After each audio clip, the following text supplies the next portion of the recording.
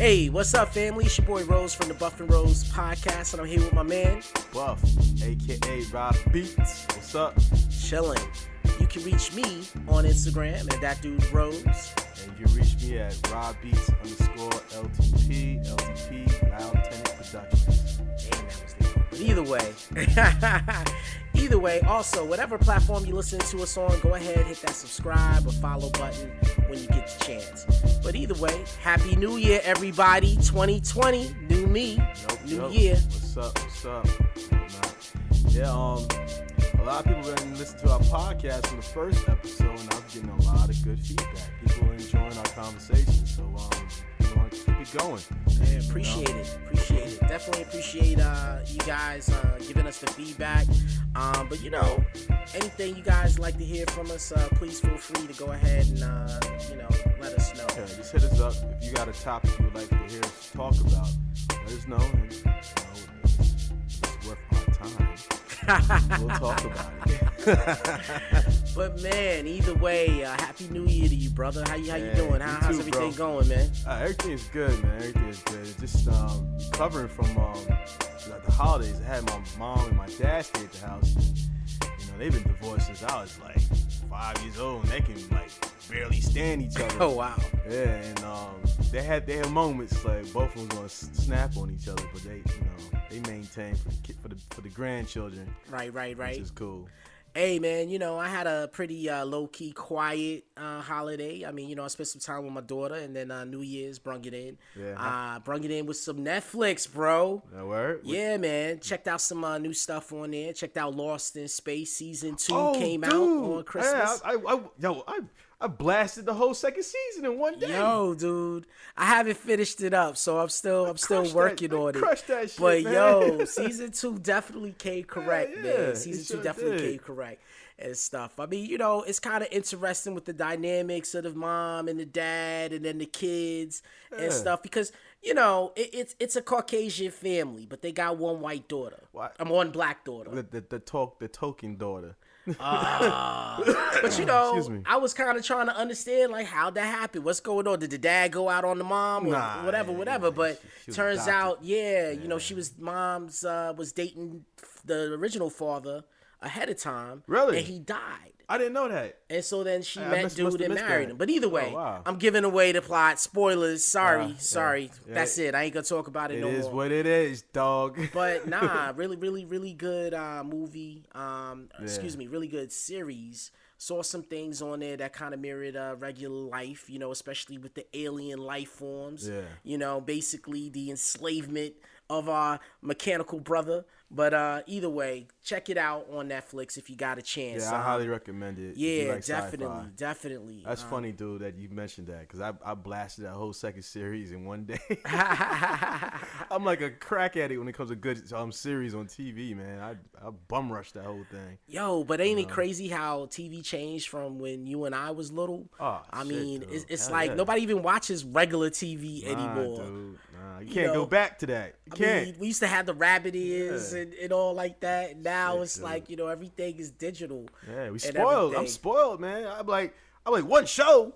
I gotta see what happens in the next episode now. Type of attitude. But like the whole Mandalorian. I was really skeptical about the whole Mandalorian thing, about them dropping one episode a week. But you know what? I like that they did that. Oh, yeah. So they kind of stretching it out. So it worked out perfect. Well, you know what it does? It sparks conversation. Yeah. You know what I'm saying? And when you spark conversation, because think about it. Like The Witcher. The Witcher on Netflix. I checked that out. I finished it in one day. Really? And I ain't talked about it since. That's Superman right there. Yeah. I ain't talked about it since. Like, I talked about it maybe once or twice the day after. Like, yo, you need to check out The Witcher. But after that, I haven't gone back to watch it. I haven't been talking about it till today. Yeah, some people been trying to kind of compare it to like Game of Thrones or something. Yeah, so when you look at it, dropping one episode per week, it gives you something to look forward to. Okay. Like, Mandalorian each week, man, I was getting looking forward to it. Yeah. People would watch it. I was like, don't tell me nothing. Yeah. Then I get to work, and then we start talking about it every week. Yeah. So, I mean, I think that makes the show even more enjoyable because you can share it with your friends and family just to talk about it or whatever. Definitely. You know, share like who's your favorite character and what was dope about the episode. Right. You know, that's what Game of Thrones did. You know. Yeah, but you know, when you watch something, when you watch a show and you just binge it and go through it, it all meshes in and it's hard to remember. But when you can remember the specific episodes when it's weekly, because you have a whole week to absorb it. True. Yeah, have you seen any movies? Yo, so I did watch a movie in the Dark of the Moon. It's like a time travel movie, and essentially it's about this cop and he's trying to solve this crime, and when he gets the perp, you know, she knows things and he's trying to understand why she knows things, and then she ends up dying. Well, guess what? 9 years later she shows back up. Okay. And he's like, she's dead. What's it called again? What's going on? It's called In the Dark of the Moon. It's on Netflix. Right, it was actually pretty. It was actually pretty good. You know what movie was really dope though on Netflix? What? That Ryan Reynolds movie. Yeah, I didn't see it, but I heard him talking about it on the radio earlier. Yo, I seen it up there and I was like, this corny shit. I ain't gonna look at it. I can't remember the name of the movie, but yo, it was. I wasn't expecting it to be anything, and I mean, to be quite honest with you, it was dope. I mean, the action was good. The acting was good. The writing was good. You know, it's Michael Bay, so everything was like over the top. Yeah, you know, so I mean, I thought it was gonna be really big in the beginning and then slow down. But dude, it was a pretty good movie. Right. So I would definitely, you know, I'll check it. If you wanna, you know, get something that's gonna be kind of high octane on it, that's what's up. But guess what else I saw that's on Netflix? Yeah, you going in, dude? Yo, what else you saying? So why Fast and the Furious got a freaking cartoon? Oh yeah. What's up with this? I seen that. What's up with this? Now, if this ain't a money grab, I don't know what is. Yeah, it is. You know, but I didn't know till I was like rabbit hole diving into YouTube a few nights ago. Freaking Vin Diesel and lame ass, what's that dude's name? Tyrese Gibson. Tyrese, that gremlin, that goonie looking whatever. Both of them dudes is like butt hurt over The Rock and Jason. What's the guy? Statham doing that that spinoff movie. Well, you know that's been going on. That's been going on. That beef has been going on for some time, and you know I don't know how much of it is marketing. You know, but the beef started when they were going back and forth when The Rock originally started talking about it. And you know, and then Tyrese was like, "Oh, you know, because the Fast and the Furious movies would get pushed back because they're producing that movie first." They felt like, he kept saying it was affecting their money. Man. But, I mean, The Rock is saying, the more... affecting Tyrese's broke ass money. But, The Rock is saying, the more stuff we put out, it's going to make more money for everybody, which I understand the concept. But did you see the movie? I didn't see it. Calvin and Hobbes? Shaw and Hobbes? Hobbes and Shaw. I ain't going to front. I mean, I didn't see it, but... What sparked my interest to see it is the brother that's in it that plays the bad guy. What's his name? Idris Elba. Yeah, he's a dope actor. I like that dude, man. Yo, dude. I watched the movie. It was good. I mean, it was what it was. If you could think of like 90s action movies and 80s action movies, it delivered. Okay. The storyline was like, they were trying really hard on the storyline to make it like this global threat. And that these two are the only two that can stop it. Okay. But I mean, but it for what it was for an hour and a half to 2 hours of entertainment. Yeah. The Rock did his thing. Jason Statham did his thing. Now, how you feel about them doing another Bad Boys? Will Smith and Martin. I think it's well overdue. It might be too overdue. Yeah. I think, they might have took too long to do it. Now, I think it's going to do well. Them cats look old now. They need to retire. Well, Will Smith, he still looks like he's pretty fit, but, Martin looked like somebody grandpops up on there and stuff, He looked like Cedric the Entertainer. Like he's been crushing a bunch of honey buns, man. Oh, man. And beer. But, I mean, it would have been the perfect movie like 10 years ago. 10 years ago. But I mean, we'll see. I mean, I'm rooting for it. I'm gonna probably go see it. I'll see him on bootleg. They ain't getting my money. Well, getting back though, we got these streaming wars going on right now. With all these different platforms. I mean, over the holidays, like right before December, when November came, we had Disney Plus come about. Yeah. We had Apple TV come about. Yeah. We've had, and then of course you got HBO. Yeah. You got all these different streaming, Hulu, all these different streaming channels. My cousin's been getting at me. He want me to see that show. I think it's called Seed. It's on Apple TV. Yeah. He keeps saying that thing is dope. Really, I haven't watched that show. I did watch the morning show. On Apple TV. It was pretty dope.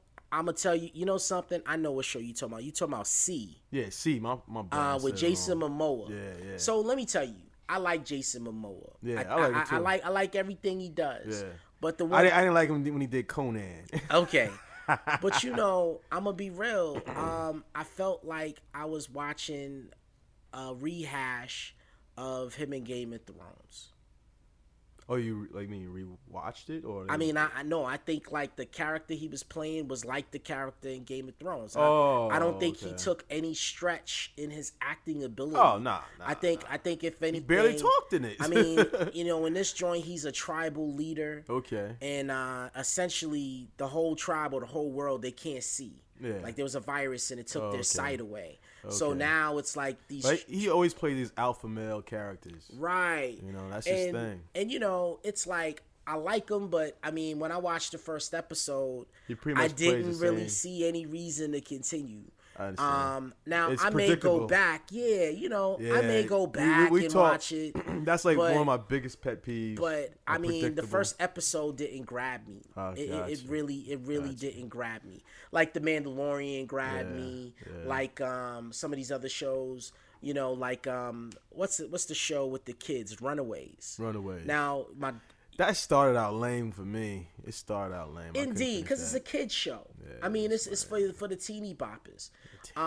Teeny boppers. Titty boppers. Oh, damn. All right, man. We gonna take it to the strip club. The little stadium action. But with the streaming wars, I mean, it's real interesting to see how it's gonna turn out. Yeah. But other than that, I mean, speaking of the clubs, I mean, I did have an opportunity to get out this weekend. I went to the MGM the other night, not New Year's Eve. Believe it or not, we haven't even been there yet. Really? Yeah. So I gotta give it to the MGM, man. They really put it together from a casino standpoint. If you gamble, they got everything there for you. I mean, if you restaurants and lounges and nightclubs and stuff like that, they definitely got that out there. So went to a little event. It was dope, man. It was actually, I was going for a friend's birthday party. Yeah. But I mean, it packed up. There was a lot of people I saw that I hadn't seen in a while. Yeah. I mean, it was nice. DJ 5'9" was spinning up in there. Okay. So it was definitely on point. A lot of folks. Met a couple of people, If y'all don't know, I'm still single out here, y'all. You went out there solo, or you had someone with you? Well, yeah, I went solo, and I met a couple of my friends that was out there. They were celebrating their birthdays or whatever. So, met out there. Picked up any broads out there? I mean, like I said, I met a couple of people, and it was cool. It was cool. I'll put you on blast. But I mean, I probably went in a little too hard, but but it was as fun. Long as you single, man. As long as you having fun, you did everything right. Well, it's kind of funny because being out here single today, it's kind of interesting how people. You meet people and, all the different ways. Because we were talking last time about how, you got all these apps. Yeah. And it's so interesting, like, being out and approaching people, face to face, how, like, they kind of shocked. Yeah. Because it's like, I approached a young lady and we start having a conversation. Yeah. And, she's like, oh, wow, I really enjoyed the conversation. I still can't believe what you told me last time, the last episode. You say, like, 90% of your ratio is high-class females. Well, I can't believe 90% that you've met on the apps, internet. are on point. 90%. That's almost like every single chick you met we'll put has it like been this. on point. Put it like this. I'm talking about the ones that I actually met in person. Okay. Now there's a ton of folks that ain't even get past the first text. You know, but I mean, but as far as meeting them, but you know, I mean, it's hard meeting people online because, of course, you know, you got to go through that texting phase, and then when do you give up your phone number, and then you start texting on the phone number, and then when do you actually talk in person, and then you talk for a few days, then when do you actually meet in person? I know what you mean. So you know, it's kind of crazy, but you know, like I was saying, you know, you meet someone up in the club, and then you start talking, and then I think that whole scenario, the dynamics has changed, right, immensely, right. You know, and like this whole social media thing is like, you know, back in the days, people just exchange phone numbers. Oh yeah. Now they like, yo, what's your name? So I can look you up on Facebook or Instagram. And then they look you up. I mean, they check out your whole profile out and stuff. And dude, you know me. It's crazy, man. I put numbers in my phone and forget they even there. Yeah, come across back it. In them days, like the next day you see a whole bunch of numbers, and you're like, whose number is this? I remember I had my little black book. You remember those? those? Yeah. I had my little black book back in the day. Man, that's funny, crazy. Dude. Crazy. But yeah, man, I mean, I went out, met some folks. So it was pretty cool to get out and about, you know, and especially around the holidays and stuff like that. But, you know, other things going on, you know, essentially, you know, just kind of considering, man, you know, I recently saw this article on how people are moving out of New York. Oh, shit. Did you see that? It was like the New York population has been been going on, dog. Dude. Everyone's migrating out of New York. It's so damn expensive up there, man. It's been on a 10-year decline. I bet. Like, it's crazy. It was like, it went down. This is the first. So who's, like, moving in? That's what I want to know. Who's moving in? Well, back in the day, it was like, you know, if you can make it there, you can make it anywhere. Yeah, so true. People were moving there to build their careers and stuff all like that. All the New Yorkers are like bouncing. Yeah. Like they just had enough of it. They're like, yo, I'm done. But you know what I'm saying?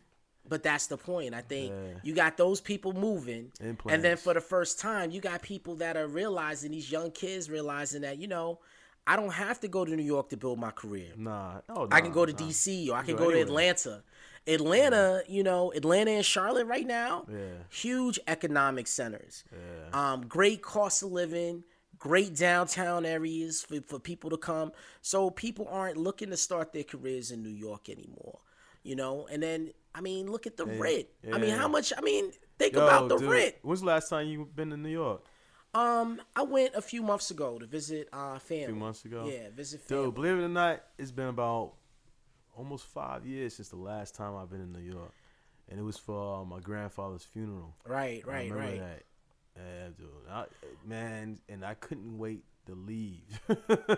Well, I mean, it's crazy, I think man. all around, it's a stressful place. I know when I drive home, you know, I'm excited on the way there. Yeah. And then once you start feeling like, you know, people start driving a little erratic and you getting in tune, back in tune with the driving, it starts to become stressful. It's the streets are tore up, man, and it's dirty out there now. I always say, like, every time the wife and I go out to D.C. and hang out and have a good time and do whatever, I'm always saying, like, yo, all the buses out here clean.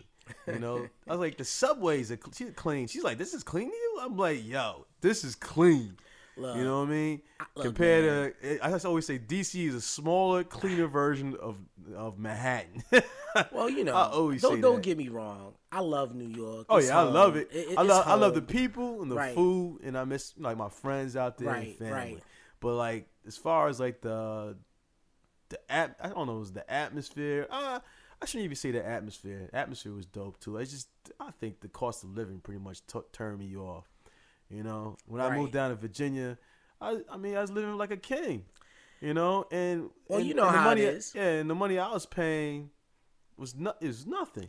I mean, think about it. In VA, you could buy a whole house for what you paying for a 1-bedroom apartment in Manhattan. Yeah, and the taxes are crazy high up there. And that's what made my mom move down to Chesapeake, Virginia. Took her a while. Took her for a hot minute, you know. But when she got down there, man, I mean, she was complaining about things that They didn't have. Where's the delis? Where's the deli? I need my bagel. I gotta have my bagel. Mom, there's no delis down here. You gotta go to the grocery store, right, food line, right, and stuff right. like that. I gotta pay for my bags. You know, like when did they start charging you for bags at grocery stores? And you know, right. Mom. Well, I'll tell you, man, you know, you look at how things have changed even here. I mean, dude, I don't go to the grocery store anymore. Oh, yeah, you can order your shit now. Dude, I order everything. I'm on Amazon, ordering from Whole Foods and Amazon.com. You can order Poom Poom, too. See? Dude, they got like some sort of Uber shit, some sort of sex Uber now. What? Yeah. Dude, don't tell me Somebody that. was telling me the other day they got some sort of sex Uber. Like people they just want to blaze or just smash. They go on some sort of app or a website, and I think it's called Uber something. And they just like, someone picks them up, they come to your house, you meet, you smash, and you go on about your business. Wow. Yeah. It's crazy how the world is changing, right? Oh, yeah. I mean, when you think about it, It's bugged, man. Illinois, yesterday, just passed, made marijuana legal. Illinois? Yeah, Illinois just made. It's coming, dog. Yo, dude, it's like 11 states right now, yo. It's coming. DC, marijuana is legal. Yeah, I mean, it's changing. Even companies are changing. Yeah, it's you know. Coming, dude. So yeah, man, it's real crazy these days. Yeah. I always thought it should be legal. I mean, if it's natural, legal. If you're not adding anything to it and stuff like that. Yeah. So, you know, what do you think about the whole the guns? Like they talking about taking everyone's guns and down here in Virginia. Yo, I think that's a mistake. I think it's a mistake too. I mean, it's a horrible mistake. Yeah, I mean, it's gonna cause more problems than solutions. I mean, I think, you know, ultimately, I mean, yeah, our nation has gone through a lot of stuff in recent years with, you know, the shootings at the schools and churches and different things like that. But I mean, think about it. I think it's more about, you know, people trying to push certain agendas and trying to fool the public at large. You know, the way to get things done is to build fear, right? Yeah. So, I mean, you go shoot up a school and then you take people's guns away. Well, that makes us prime for, you know, that crap. Well, think about it.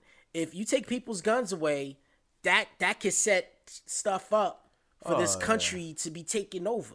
Oh, yeah. You know, and I'm not just talking about an outside force. Oh, yeah, it could be a domestic thing, definitely. Right. Yo, like you ever seen The Handmaid's Tale? Tale? Perfect example. I seen that show. Wife and I, we like that show. It's dope. Yeah, I mean, you take people's guns away, then that means you can't defend yourself. Yeah. You know, one of the main reasons why the United States has never been invaded, the main reason why Japan ain't Japan did a whole thing. Switzerland, and parts of Europe. Everyone's armed to the teeth, dog. Yeah. You know, but you know, everyone's not as crazy and stupid as Americans are. So. Yeah, I hear you, man. Know, I mean, I believe in some sort of gun control type of situation. Well, it shouldn't be so accessible for like little kids getting it or like people who's like obviously that's mentally disturbed. Yeah, I believe in that. But for them to just come out and be like, hey, if you we coming to take you. Man, you talking over me, dog. For people to just come to your house and be like, we want your guns. If you don't give your guns, you're going to go to jail type of situation. It's going to cause, like what Trump said, like a civil war. I mean, we down here in the South, man. These boys down here, they serious about their guns. They ain't talking about they not giving them up for nobody. And I'm hearing they talking about getting, like, the military involved. And if it comes down to that, you know, it's going to be a crazy thing. But I hope it's not going to get to that point. You know what I'm saying? But we shall see. Yeah. Like I said before, we've seen crazy and stranger things happen in this country. Well, you know, I think it's like this, man. You gotta to get a driver's license, you gotta go take a test, right? Yeah, exactly. You know, you gotta take a test. You gotta show a proficiency. I agree. Right. I agree. So, I mean, I think it's the same thing with a gun. I mean, I think in order to get a gun, you would first have to have some type of training. Yeah. You know, go to the gun range with a professional. You know how to use it and that you're responsible with it. Right. Because the thing about it is, you know, criminals can get guns from anywhere. Yeah. You know, they never had a shortage or a hard time getting a gun. Yeah, see, that's the thing. Like, if you take away the people's guns, right? Now, the black market, they can manufacture guns so easily nowadays. You know, everyone knows about, like, 3D printers, right? Right. Like you can print out like three-dimensional plastic objects. Right. But did you know they got 3D metal now? Nah, I didn't Yeah. know They have printers that print out things in with metal. that. So I could just pull up a schematic of a gun and print it out on this printer, and it'll print out every single piece to the gun for me to assemble it. Easy as that, and then they'll sell it on the black market just like that. And who you think's gonna be running up in your house now? That's so easily to get these guns. Wow, that's crazy. Yeah, I mean, if they take all our guns, then okay, now the bad guys know you have no guns. You have no way to protect your house. They're gonna run up in your house. They're gonna steal everything in your house. Yeah. Most crimes happen because they know that you don't have something in your house, or they've been in your house and know what you got. You know what I'm saying? Right. So if you're taking everyone's guns, then there's no way to protect our family. There's no way. I mean, it's people that are going to disagree with me on this. Oh, we don't need no guns. It works that way in other countries and stuff. But look what's going on. Like, was it Japan or China and stuff? Man, the whole country's going crazy, man. Yeah, man, it's a touchy subject. I mean, Yeah, I see signs from both sides. I mean, as a parent, I'm definitely concerned about the safety of my kid, especially at schools. But I mean, at the end of the day, government need to do something with the schools. Like all these shootings and stuff, they need to like bump up the security as far as schools are concerned. They need to do that. Yo, you from New York, obviously. Right. You ever been to what's that movie theater? I think it was called Sunrise movie theater. Yeah, I'm familiar with it. Remember they had a shooting there like years ago. Right. Dude, they had one shooting there, man. They had tons of security guards there. They had metal detectors. This is a movie theater. Right. A freaking movie theater. They could do that for a movie theater. They could do that for these like schools, these public schools, man.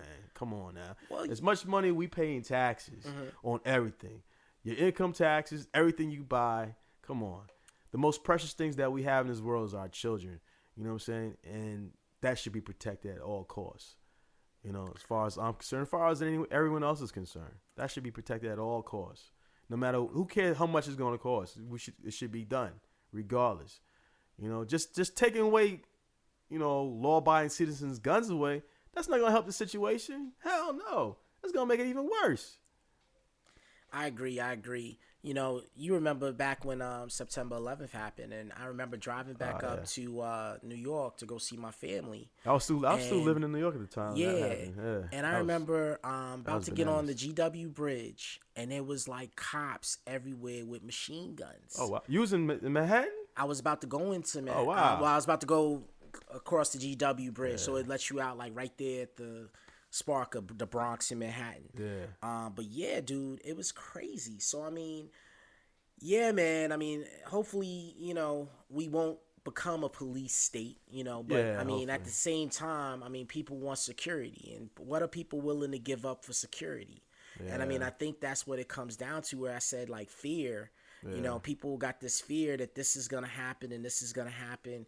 And, so I can see the argument, man. It's a really good debate, on where we should go. And that's where the problem is. We argue and debate about everything instead of trying to find a common ground and work on that common ground. Then we can probably get things done, Well, people got political agendas, and exactly. It's be a divide and conquer situation. They've been doing that I mean, if forever. anything, the line in the sand between Democratic and Republican, if we could just get rid of that, and just have people just be people, and just do the right thing, exactly. I mean, it would be so much better, much better. Oh yeah. But dude, we gonna move topics, we gonna move topics or whatever. So let's talk about music. Music is your thing, right? Yeah. So I mean, what's been going on with you in music? I know you've been producing. You're talking about Loud Tenant earlier. Well, basically, I mean, my music has always been like my hobby, my stress relief, my therapy. Right. My go-to when things are stressing me out, or I just want to enjoy my me time. Well, a friend of mine was telling me like, yo, dude, you need to like really start putting your stuff out there, like get an Instagram or put it on YouTube. So I started doing it, and I've been getting a lot of positive feedback on it, and I'm really enjoying doing it. I mean, I don't expect to like blow up or become famous. It's my art. I'm an artist. Right. I don't do my art for everybody else. I do it for me. you know. And I try to explain that to people. Well, But why you keep doing it? Why are you wasting your money on right. little gear here and there? I'm like, because I enjoy doing it. It's me. This is my thing. You know, it's my stress reliever. You know. Well, you know, for those that don't know, my man Buff here is a talented brother. I mean, he does. Thank you, he brother. does Thank just you, about. thank you, I mean, brother. he is a man of all trades as far as Thank music, production, Thank you, all that. He's the one that, you know, cursed me out and got me over here to do this podcast this morning. So I appreciate you. I gotta get on my man. You know what I'm saying? I gotta get on him, dude. I gotta get on him. No You know doubt, what I mean? no doubt. So look, man, the last few years, man. So 10 years ago, Marvel came out with the Iron Man movie, and now we've seen this whole blow up of superhero movies. Yo, how much longer do you think this thing could last? I don't know. But yo, I was watching a documentary last night about. It's funny that you bring this up. That, you know, they took like a huge risk on Iron Man, the first Iron Man with Robert Downey Jr. They took a big risk on it because they was like near bankruptcy, dog. Yeah, I didn't know that. Yeah. So they took a huge risk on it because they just started their Marvel Universal films. Right. And put everything into Iron Man, the first movie. And they made about like maybe $500 million or might more than that. Make $1 billion now. They made close to that. Yeah, definitely. Yeah, which sparked it all off, you know, which is pretty dope. And I'm happy because I mean, it's part of our childhood. You know, like the people that we know that we wrote, you know, we chill with, whatever that's in our age bracket. You know, comic books was like our outlet. Yep. You know what I'm saying? Like you have like bad things going on in your house and stuff, and you know, we open up a book of Thor or Spider-Man, something, blast off into a whole nother universe. No doubt. You know, and don't even think about our troubles and stuff. You know, so when I see that they doing these films, you know, like, yo, I ain't gonna be, you know, I don't sound like a bitch about it, but you know, it's kind of put a tear in my eye, man. Like, yo, this is my childhood, yo. Even the bad ones. yeah, even the bad ones. See, I mean, yeah, you know, we get a little passionate about it because, like, yo, how you screw that up, man? How you screw up Ghost Rider and stuff? Right, you know, like stuff like that. But we still went to go see it. We still supported. Yeah, we still supported. Still gave our money because, that's how you get more movies made, right? We trying to support it and stuff. But I mean, I was turned off about Luke Cage playing John Blaze. I was like, oh man, he's gonna fuck it all up. Oh, you mean Nicolas Cage? Yeah, he made Johnny Blaze a fucking clown. Well, anyway, I don't know. Nicolas Cage, yeah.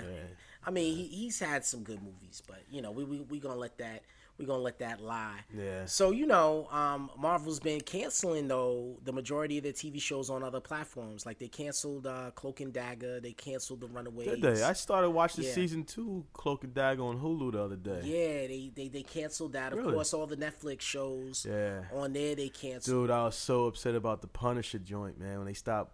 You know, I hope they hope Disney Plus pick it back up and have the same dude, play the Punisher, because that was an awesome show, dude. Well, you know, like, Kevin Feige's been talking about he likes John Bernthal.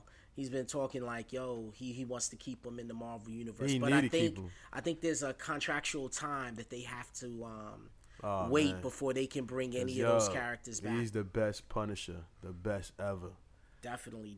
Hands down. He blew everybody out the box who played the Punisher, man. But, you know, when you think about it, comic book movies have been around, and I love the fact that, you know, they're still coming out with even obscure titles. So what you think about the DC universe? Yo, the DC universe, I think, is, you know, they've come out with some good movies over the last couple of years when they broke away from the constraints of a shared universe. Yeah.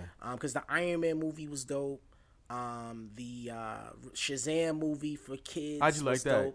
You thought Shazam was dope? For a kid, for kids, it was dope. You know, for me, I liked Shazam, or Captain Marvel as he was originally known. Yeah. I liked him as a kid growing up. Yeah. So for me, I remember the cartoon. Right. You know, Captain Marvel. Right. So for me, it was like one of those things. Whereas, you know, it was nostalgic for me. Yeah, you know, I understand. And then the actor Zachary Levi that played him. You know, I used to love that cat. He was on that TV show Chuck. Okay. Remember that TV show on NBC called Chuck? Yeah. So I used to love that cat on there because I thought he was like mad funny. Yeah. And I was kind of sad when he was in the Marvel universe. He played Findal in the Thor movies. Well, not Thor 1, but in the following Thor movies, Ragnarok and Thor: The Dark World. he didn't really get any real speaking roles. Yeah. You know what I'm saying? But I mean, it was pretty dope. So switching gears back to the Mandalorian, season 2. Did you hear who they talking about bring it? Nah. Yo, freaking Darth Maul, man. Really?